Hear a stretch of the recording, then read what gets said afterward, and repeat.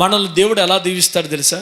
ఇక్కడ ఉన్నాను నేను, నువ్వు ఇక్కడ ఉన్నావు, ఎక్కడ ఈ స్థితిలో ఉన్నావు, ఇలా పైకి తీసుకెళ్తాడు, మళ్ళా కింద పడతావు, మళ్ళా పైకి తీసుకెళ్తాడు, మళ్ళా కింద పెడతావు, మళ్ళా పైకి తీసుకెళ్తాడు, మళ్ళా కింద పెడతావు, మళ్ళా పైకి తీసుకెళ్తాడు. ఒకప్పుడు చూసినప్పటికీ నువ్వు ఇక్కడ ఉండేదాన్ని ఎక్కడున్నావు? ఇక్కడ ఉన్నావు. అర్థమైందా? ఇక్కడ ఉండేదాన్ని ఇక్కడ ఉన్నావు. ఇక్కడ ఉండే నీవు ఇక్కడికి వెళ్ళడానికి ఎత్తు పల్లం, పడి లేవడం, ఈ స్థితి ఇస్తేనే తప్ప నీకు ఈ స్థితి రాలేదు. ఇక్కడున్న నీవు ఈ ఎత్తు పల్లాలు లేకుండా డైరెక్ట్ నిన్ను పైకి తీసుకురావాలని నువ్వు అనుకుంటావు. నువ్వేమంటావు? ఈ గొడవలు ఎందుకు బ్రో, ఒకేసారి నన్ను పైకి తీసుకెళ్ళిపోవచ్చు కదా అంటావు.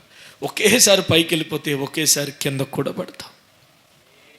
చేతులు ఉన్న వాళ్ళు గట్టిగా 2 చేతులు పైకి హల్లు చెప్పండి.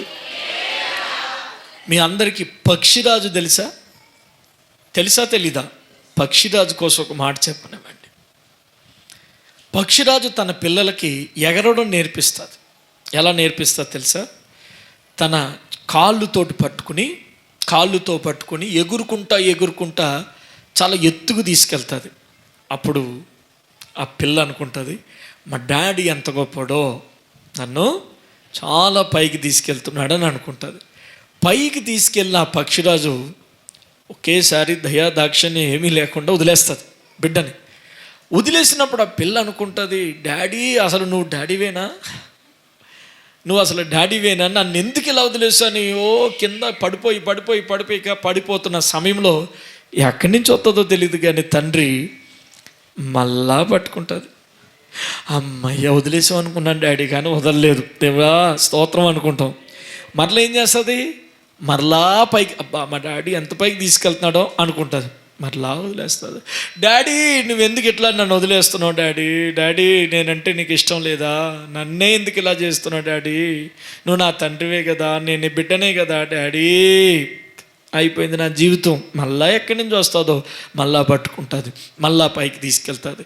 మళ్ళా వదిలేస్తున్న క్రమంలో ఈ భయం చేత తనకు తెలియకుండానే రెక్కలు కొట్టుకోవడం అలవాటు అవుతుంది. ఒక్కోసారికి కింద పడిపోతున్న ఈ బిడ్డ తనంతట తానే ఎగురుతుంది.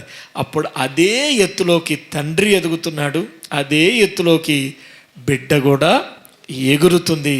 అప్పుడు తండ్రి అంటున్నాడు, కొడుకా నువ్వు నాలాగా నా స్థాయిలో ఎదుగుతామనే బిడ్డ నీకు ఈ శ్రమలు పెట్టాను అంటాడు.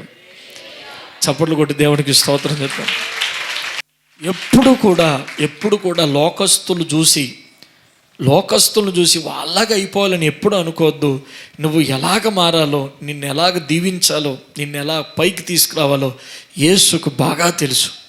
ప్రతి అనుభవంలో ఏదో ఒక లెసన్ ఉంది. ఆ లెసన్ ఏమిటని ఆలోచించు. నేను నేర్చుకోవాల్సిన లెసన్ ఏమిటని ఆలోచించు. లెసన్ నేర్చుకో. నువ్వు పడినవాడు ఖచ్చితంగా గట్టిగా మారుతావు, 10 మందికి ఆదర్శంగా మారుతావు. నిన్ను 10 మంది ఎదుట గొప్పవాడుగా అనే మాట కాకుండా బలమైన వాడుగా నిలబెట్టాలనే ప్రభు ఆలోచన.